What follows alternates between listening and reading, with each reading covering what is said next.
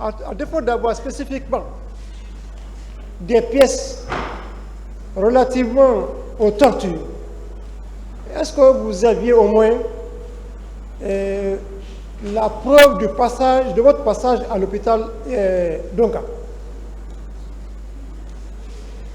S'il vous plaît, je ne comprends pas bien votre question. Les pièces, vous avez dit que vous êtes passé à l'hôpital Donka.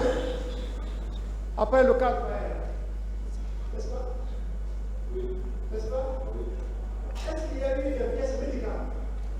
Je n'ai pas de pièces médicales. Est-ce que votre torture a été constatée par un médecin? Alors, excusez-moi, nous parlons de la vie humaine. Bien sûr. Je rappelle que l'article 5 de la Déclaration universelle interdit à tout citoyen, que ce soit pour l'avocat, en cas de simple citoyen, les autres d'être soumis. Cette déclaration, elle est universelle. Encore une fois, colonel Thiebro, à ce moment, moi je peux vous donner un acte de torture comme ça, avec l'arrogance, avec tout qui symbolisait tout ça là. Maître, c'est pas possible. À l'occasion de ce jugement, qu'il y ait des preuves de la torture psychologique, physique, qu'il y ait cette preuve de la torture.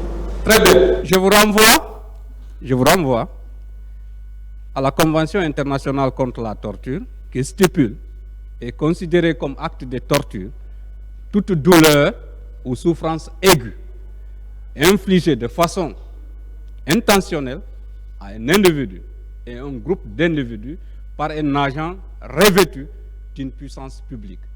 Et cette souffrance-là, elle peut être morale, elle peut être physique, elle peut être psychologique.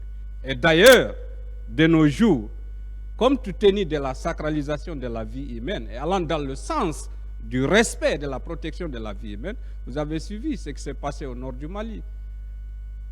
Et monsieur, coupable des actes de torture, a été condamné par la Cour pénale internationale. Il n'agissait pas au nom d'une force, comme on appelle, autorité publique, mais cela veut dire que la Convention reconnaît même une chaîne de commandement. Et ça, c'est en privé, ce n'est pas une force publique. Donc, encore une fois, parlons des actes. Moi, je ne pense pas que vous-même, à ma place, vous pourriez produire que vous avez des douleurs aiguës dans votre crâne, maître. Je reste dans l'esprit, je reste dans ce que j'ai subi, et c'est ce que moi je livre au tribunal.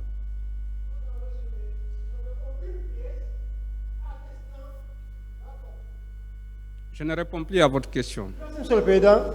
Prenez acte que monsieur n'a aucun acte dans ce sens.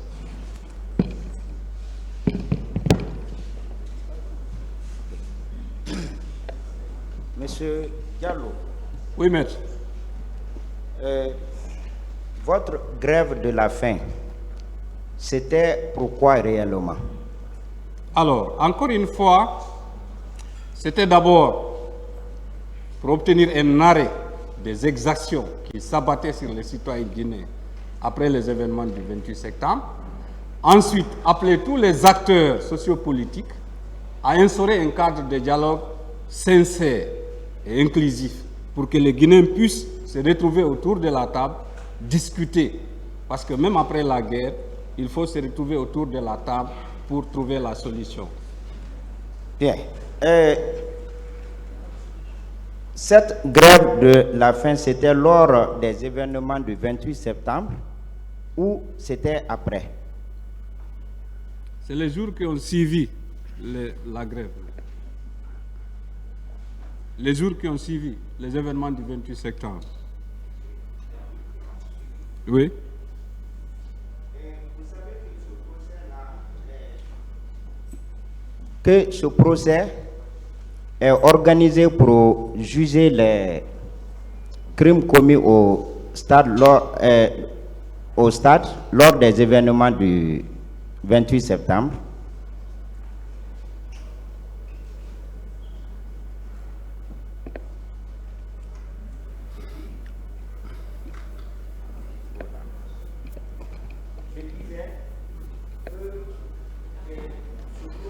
Utilisez le micro, s'il vous plaît.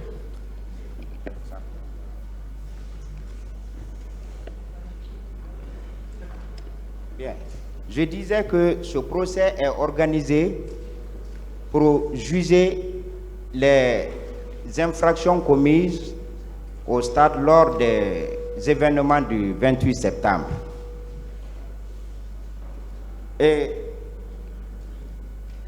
est-ce que c'était nécessaire d'organiser un autre mouvement un mois après les tueries au stade? Est-ce que c'était nécessaire? Je disais tantôt que, d'abord, si je comprends bien, c'est les événements du 28 septembre et les jours suivants. Oui. Un. Deuxièmement, vous-même qui défendez les autorités d'alors pour dire qu'elles avaient montré une bonne foi, qu'elles avaient pris des actes allant dans ce sens-là pour rechercher les présumés auteurs, cet acte-là a été pris le mois de novembre. Je vous renvoie, vérifiez bien. Un. Deux.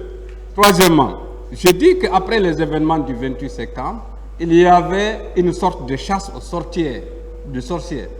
Beaucoup de leaders étaient en dehors du pays, il y avait des exactions, donc il y avait l'impasse sociopolitique. Et nous avons estimé, dans notre conviction, pour notre amour pour la patrie, que ce n'était pas bon de rester comme ça, que la Guinée ne devait pas aller dans ce sens-là. Il fallait éviter la perpétration et la continuation de ces violences-là. Et pour l'éviter, il faut se mettre autour de la table, il faut dialoguer. Donc c'était notre conviction et nous l'avons fait pour cela. Bien. Vous avez dit que vous avez subi beaucoup de tortures et sans que vous ne passiez chez un médecin pour au moins dresser un rapport médico-légal. Des tortures systématiques, graves et très graves de la part du colonel Thiebro et ses hommes, conformément aux instruments universels de la Déclaration des droits de l'homme. Non, mais vous... Je parle sur ce fondement-là, maître. Vous vous êtes pas soucié d'avoir au moins un document qui pouvait attester que vous avez subi des tortures? Parce que vous n'avez aucun document, vous n'avez apporté aucun document. Et comme ça va être difficile d'apporter la preuve que vous avez subi toutes ces exactions. Alors, si le tribunal permet, je vais vous lire ceci. Ça, c'est le communiqué de la rencontre africaine des droits de l'homme. Ça, c'est des textes. Ça, c'est des textes. Moi, je parle de la preuve.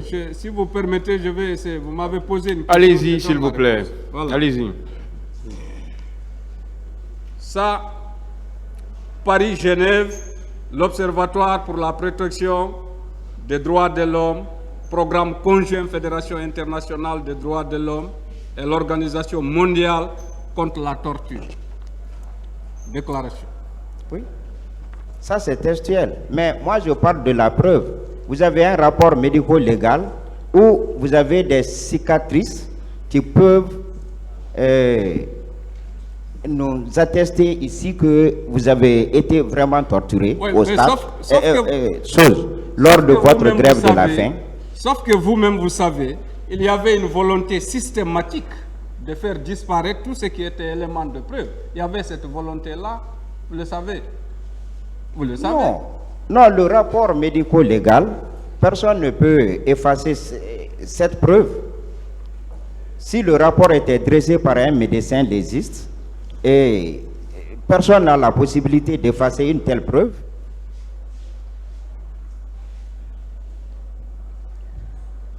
On peut évoluer. Ok, merci, monsieur.